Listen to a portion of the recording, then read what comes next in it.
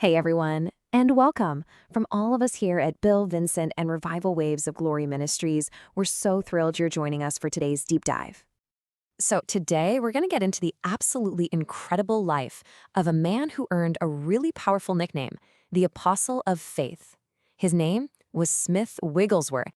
And right from the start, his story brings up this huge question, which is really the core of what we're exploring. Seriously, how did a simple plumber from the gritty, working-class world of 19th century England, a guy with almost zero formal education, become one of the most powerful and influential figures in global ministry? Well, let's find out.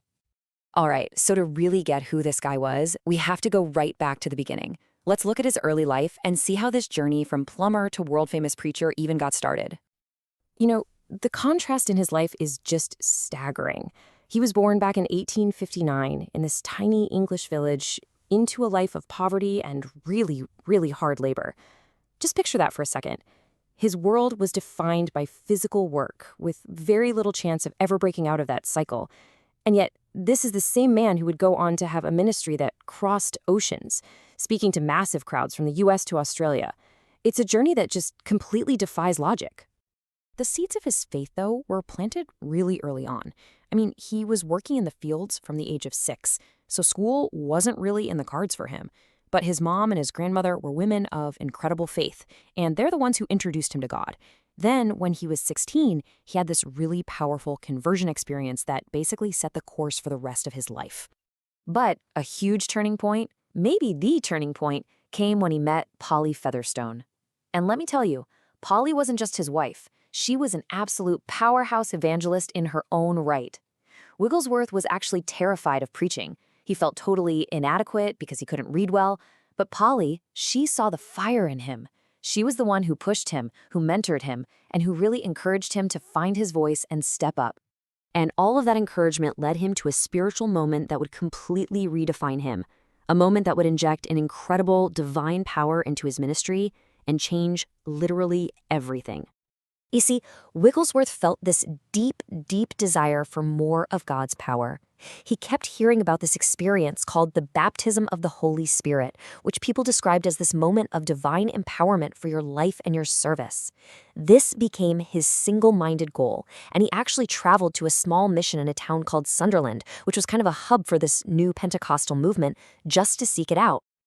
And there, in that little mission, he found exactly what he was looking for. His own words really say it best. He described it as, "I felt a sensation of liquid love flowing through every fiber of my being." It was a moment that just filled him with this new, undeniable sense of God's power. And the change wasn't subtle. It was immediate, and it was dramatic. That fear he had of public speaking, it was just gone. In its place was this incredible boldness.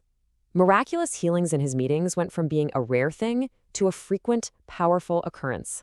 And he felt this crystal clear calling to take his message not just to his own town, but to the entire world.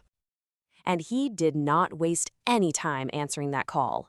His ministry exploded onto the global stage, and pretty soon, these amazing stories of healings started to spread everywhere.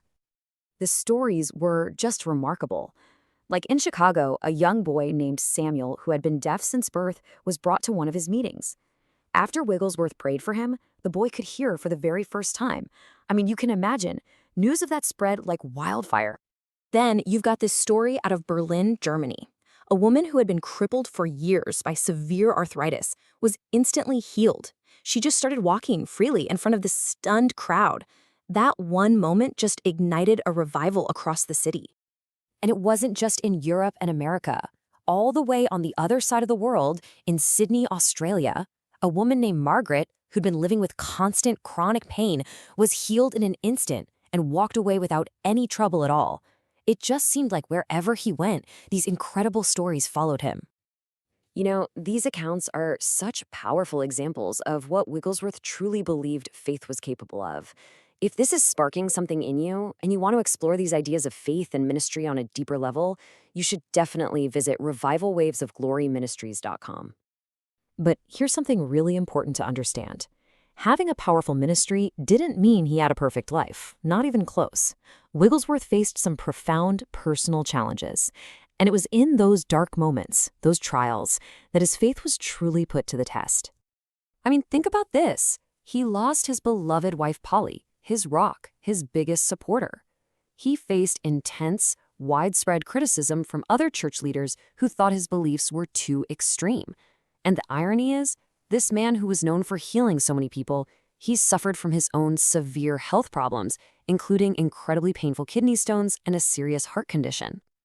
So how did he handle all that? How did he not just crumble? Well, this one quote really unlocks his entire mindset. He said, "I am not moved by what I see. I am not moved by what I feel. I am moved only by what I believe." His faith wasn't just for the good times, for the miracles. It was about clinging to what he believed, even when his circumstances and his feelings were screaming the opposite. That was his anchor. And that right there, that unshakable response to hardship, is a massive part of why his legacy has lasted for so long and continues to inspire millions of people all over the globe. It's really hard to overstate his impact. He was a foundational figure in the early Pentecostal movement. He directly inspired countless other healing ministries, including famous ones like Oral Roberts. And his books, especially Ever-Increasing Faith, are still considered classics and are read by millions today. His teachings on faith and prayer have had a truly global reach that continues to this day. But if you boil it all down, his true legacy is a testament to the raw resilience of belief. His faith wasn't fragile. It wasn't something that only worked when things were going well. It was a tough, battle-tested conviction that proved its strength right in the middle of incredible hardship and pain. And that really leaves us with a powerful question to chew on, doesn't it? What does a life like that, a life of unwavering faith that was forged in the fire of hardship, what does that reveal about what belief really is? Maybe it suggests that the strongest faith isn't one that's been protected from trouble, but one that's been built by it. It's a really compelling thought. To dig deeper into the life of Smith Wigglesworth and the principles of a faith that can endure anything, we definitely encourage you to visit revivalwavesofgloryministries.com. This has been a presentation of Bill Vincent and Revival Waves of Glory Ministries. Thank you for listening to the Deep Dive Podcast.